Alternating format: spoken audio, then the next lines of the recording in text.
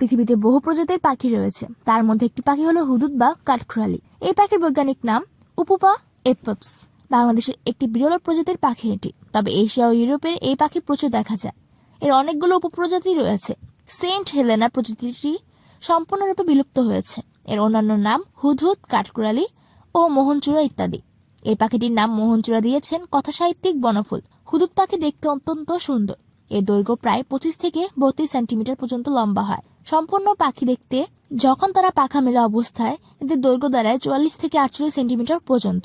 এদের ওজন 65 গ্রামের চেয়ে কম বেশি হয়ে থাকে। ছেলে ও মেয়ে পাখির চেহারা একই ধরনের। শরীর বাদামি রঙের, পিঠ, ডানা ও লেজে জেব্রার মতো ডোরাকাটা সাদা কালো দাগ আছে। মুখ, গলা ও বুক কমলা, পিতাব বা লালচে কমলা।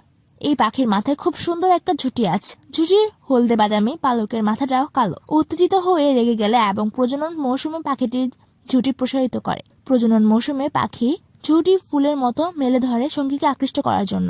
তখন দূর থেকে মনে হয় মাথার উপরে ফুল ফুটে আছে। এর ঠোঁট দ্বিগল, কিছুটা বক্র এবং রং কালচে। অপেক্ষাকৃত লম্বা ও কাস্তের মতো কিছুটা বাঁকা।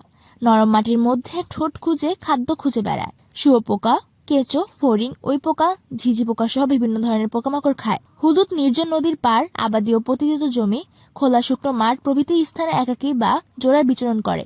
এদের গোসল করার পদ্ধতিও বেশ ভিন্ন। সাধারণত এরা পানিতে গোসল সেরে নেয়, তবে নির্জন জমাটবদ্ধ পানির উৎস খুঁজে না পেলে জনহীন রাস্তার বালি হয়ে ওঠে গোসলের জলাশয়। ধুলোবালি গায়ে জড়িয়ে গোসলের কাজটি দ্রুত সেরে নেয় তারা। এপ্রিল থেকে জুন মাস পর্যন্ত এদের প্রজনন ঋতু। এক একটি পাখি তখন 5 থেকে 7টি ডিম দেয়। ডিমগুলোর রং নীল। মেয়ে পাখির চেয়ে পুরুষ পাখি অধিক সময় ডিমে তা দেয়। 15 থেকে 17 দিন পর ডিম থেকে ছানা বের হয়। ডিম ফুটে বাচ্চা হওয়ার পর পুরুষ এবং স্ত্রী উভয় পাখি বাচ্চাদেরকে খাওয়ানো এবং লালন পালনে ব্যস্ত থাকে। হুদুদকে বলা যেতে পারে ইতিহাসের পাখি। এটি আকারে ছোট, সৌন্দর্যে অনন্য। হযরত সুলাইমান আলাইহিসসালাম এর রাষ্ট্রীয় কাজে ব্যবহৃত হতো এই পাখি। হযরত সুলাইমান আলাইহিসসালাম পশু পাখিদের ভাষা বুঝতেন। আল্লাহ তাআলা তাকে এই অলৌকিক ক্ষমতার অধিকারী করেছিলেন। একজন নবী এবং একই সঙ্গে রাজার অনেক কাজই করত এই পাখিটি।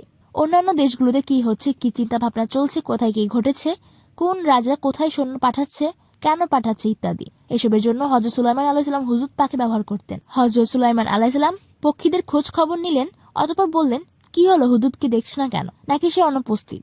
আমি অবশ্যই তাকে কঠোর শাস্তি দেব কিংবা হত্যা করব, অথবা সে উপস্থিত করবে উপযুক্ত কারণ। কিছুক্ষণ পরেই হুদ এসে বলল, আপনি যা অবগত নন আমি তা অবগত হয়েছি।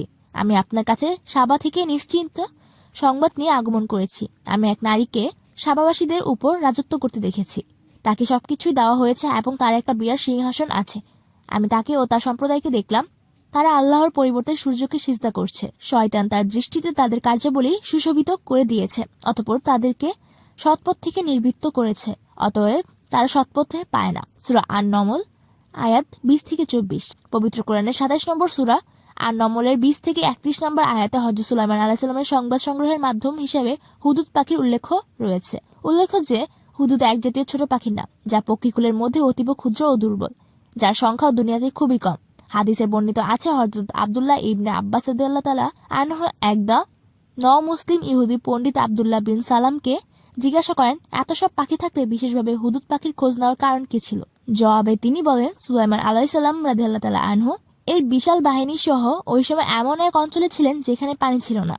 আল্লাহ তাআলা হুদুদ পাখিকে এই বৈশিষ্ট্য দান করেছেন যে সে ভূগর্ভের বস্তুসমূহকে এবং ভূগর্ভে প্রবাহিত পানি উপর থেকে দেখতে পায়। হযরত সুলাইমান আলাইহিস সালাম হুদুদকে এজন্য বিশেষভাবে খোঁজ করেছিলেন যে এতদ অঞ্চলে কোথায় মরুগর্ভে পানি লুকায়িত আছে সেটা জেনে নিয়ে সেখানে যেন জিনধারা খনন করে যাতে দ্রুত পানি উত্তোলনের ব্যবস্থা করা হয়।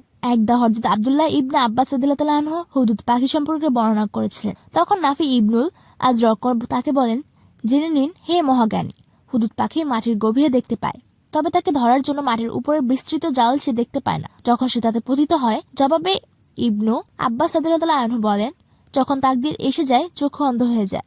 চমৎকার এই জবাবে মুগ্ধ হয়ে ইবনুল আরাবি বলেন, এরূপ জবাব দিতে কেউ সক্ষম হয় না কোরআনের আলেম ব্যতীত। হুদুদ পাখি নিয়ে আরো কিছু তথ্য। 1. মধ্যপ্রাচ্যের দেশ ওমানের সুপরিচিত ঘূর্ণিঝড়টির নাম রাখা হয়েছে হুদুদ। 2. এই পাখিটি অত্যন্ত সুন্দর, পরিচিত ও বেশ উপকারী। এমনকি আমাদের দেশেও এই পাখিটি অপরিচিত নয়। 3. ওমানবাসীদের কাছে এই পাখি মোহনচূড়া হিসেবে পরিচিত। 4. আরব দুনিয়া এবং সংলগ্ন প্রতিটি দেশের মানুষ এই পাখিটিকে হুদুদ নামে চেনে। 5. কোনো দেশের জাতীয় পাখি হিসেবে পরিচিত এই হুদুদ পাখি। আমাদের এই রকম আরো তথ্য পেতে হলে আমাদের চ্যানেল ইউনিফর্ম টিভির সাথে থাকুন। আর যদি সাবস্ক্রাইব না করে থাকেন তাহলে এখনই সাবস্ক্রাইব করুন আর ভিডিওটি লাইক এবং শেয়ার করুন।